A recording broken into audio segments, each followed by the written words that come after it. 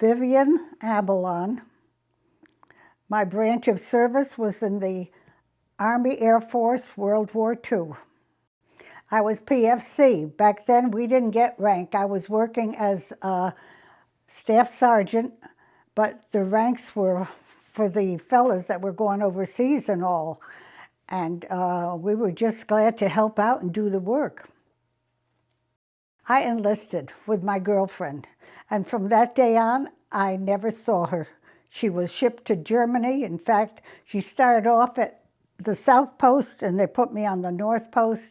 Then she was shipped to Germany, and we have never, ever seen each other since. Now she, I believe, is in North Dakota. Yeah, it was too bad. The first day going to the service was a real trip. I went from Connecticut to Georgia in a train without running water or any accommodations. And my first day was real hectic, very hectic. First of all, they sent me to clerk typist school. Then I went to Bowling Field and worked on airplanes. And from there, they sent me to the Pentagon on detached service, and I worked on records. And that was exciting because I was at Bowling Field, and we had to cross the Potomac River in a shuttle every day back and forth.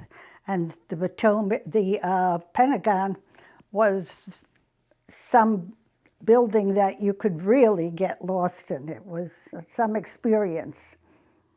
I met my first husband, but I didn't marry him until 7 years later. We corresponded, and I didn't want to get married while I was in the service. I wanted to get back to my family. We met in one of the offices where I was stationed, and he was in there a lot. He took me up in a small plane and did loop-the-loops, tailspins, 90-degree precision landing. That was an experience. I didn't think I would come down from that. Yeah. I had quite a few plane rides. I flew in a C-47, in a B-25, and a nose of the A-26 across country when I could get a ride. That was exciting without a parachute or anything. A B-25 sitting on the bottom and not even, you know, it was not built for passengers. When I was in North Carolina, one of the girls played a trick on me, and she had sand in my bed. And another time we had, our barracks was raided, smart whacks from another barracks. They were just horsing around. Being with Lily Maud at North Carolina and later finding out she was Joseph Bonzell's mom, and going to her home in the country, and her father raised melons and peanuts, and it was such a rural area. It was really different. I had all nice officers, but the very first one made me feel I had really made a mistake. She was court-martialed after she was through with my group because she was so hard on us. I had to have a root canal done, and back then they didn't do it like now. They had to cut the gum and whatnot, and I was about 4 hours at the dentist, and when I come back, she had me marching in the field for 4 hours. And she shaved the girl's hair up the back, and she finally got court-martialed because that wasn't the way to be treating us and having us feel the service was that bad. I was supposed to go to Japan. I was slated to go to Japan. But my brother, he was a year older than me, We were both home on furlough at the same time.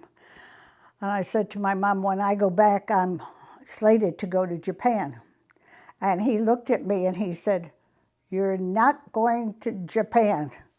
And he was so adamant about it because back then, you know, we were fighting the Japanese and he just didn't think it was the right place for me. So when I went back, I said to my friends, you know, my brother doesn't want me to go to Japan and he's instilled it in my mom that I shouldn't go. They said, well, all you could do, my nickname was Abby, go see the chaplain. So I went and saw the chaplain and he made me chaplain's assistant. Thanks to my brother, I was in the churches from morning until night, fixing the Vespers for one church, writing the reports for 3 churches, all at Mitchell Field, New York. And I was really thanking him for the way things turned out.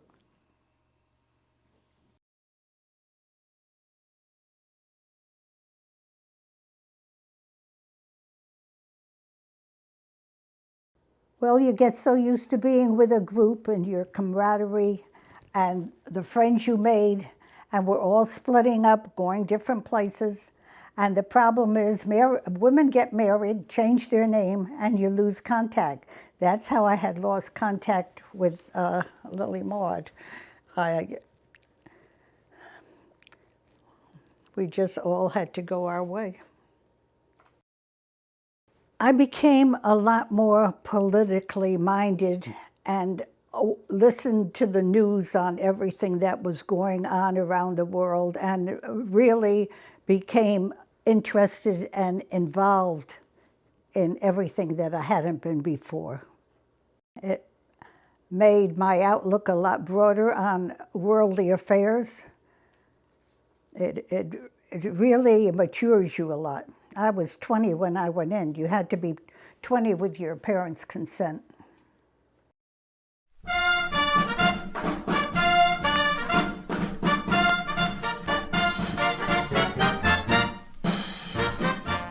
World War II WAC veteran Vivian Abalan kept a scrapbook from her time during the war, and it is one of the newest additions to my collection, which is on display in the Traveling Museum of World War II.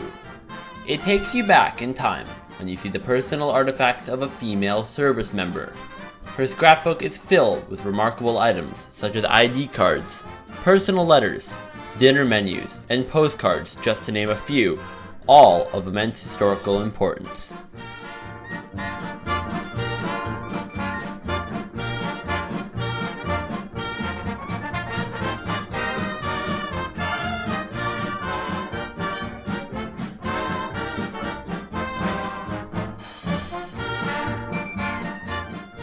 These postcards, which maintained a humorous theme, were available for purchase by the WACs at various military installations.